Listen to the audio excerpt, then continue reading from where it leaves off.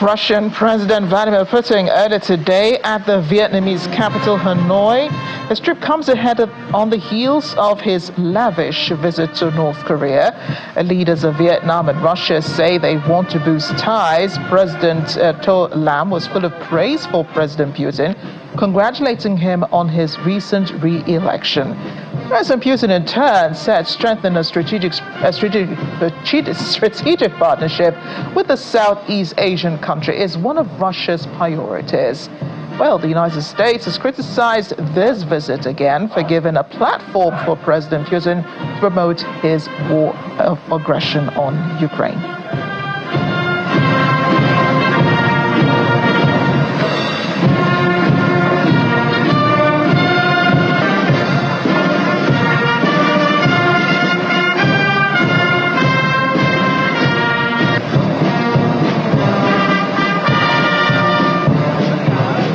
Министр юстиции Российской Федерации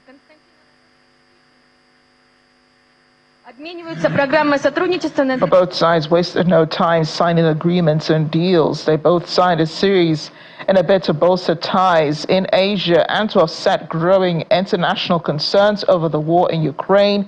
The strategic partnership is also including cooperation on education, science, technology, oil and gas exploration, as well as health. Both President Putin and President Lam agreed to work on a roadmap for a nuclear science and technology center in Vietnam.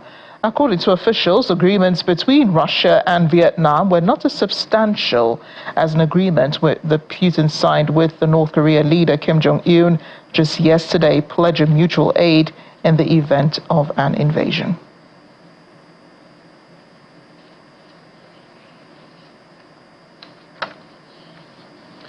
The VOA's Moscow reporter Ricardo Makina joins us. Here's in Madrid. Ricardo, great to see you.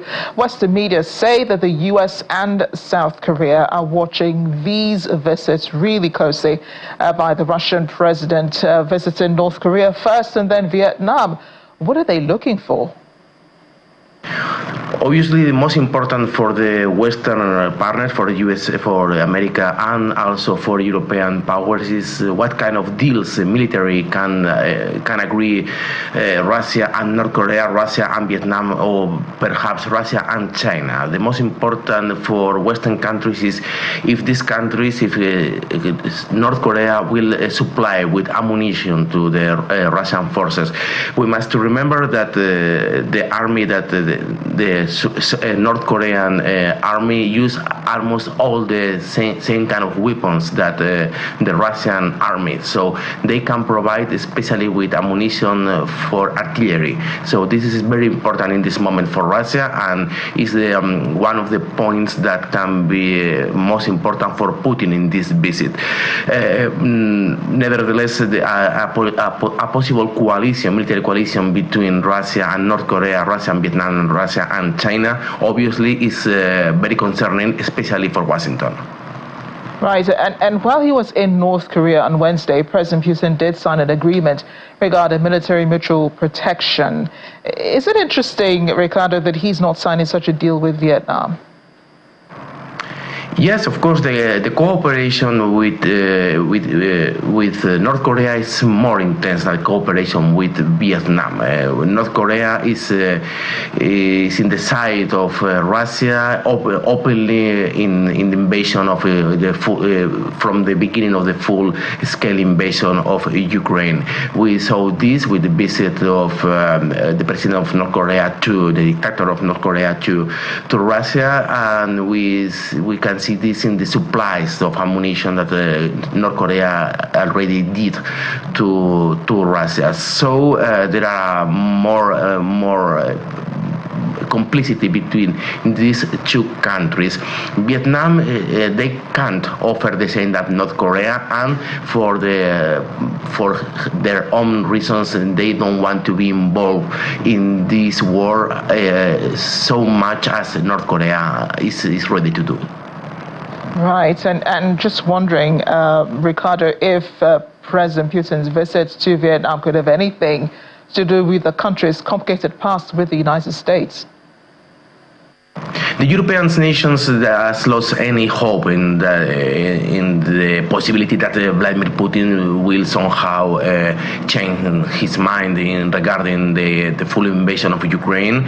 So it's not. I think it comes not surprising that we saw these videos of Putin in North Korea and now Putin in Vietnam.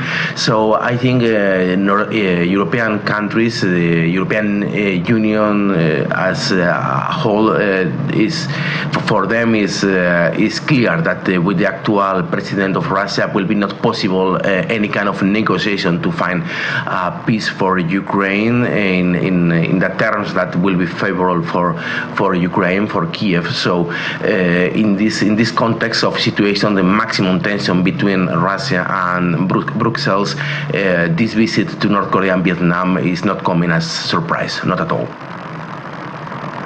So again, Ricardo Makina, the VOA's Moscow reporter in Madrid.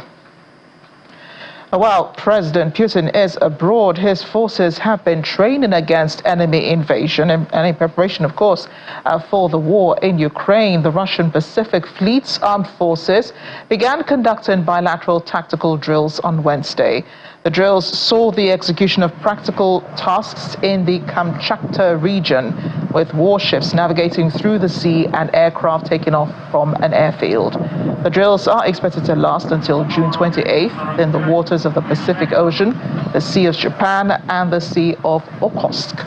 The exercise involved approximately 40 warships, cutters, and auxiliary ships, as well as 20 marine aviation aircrafts and helicopters.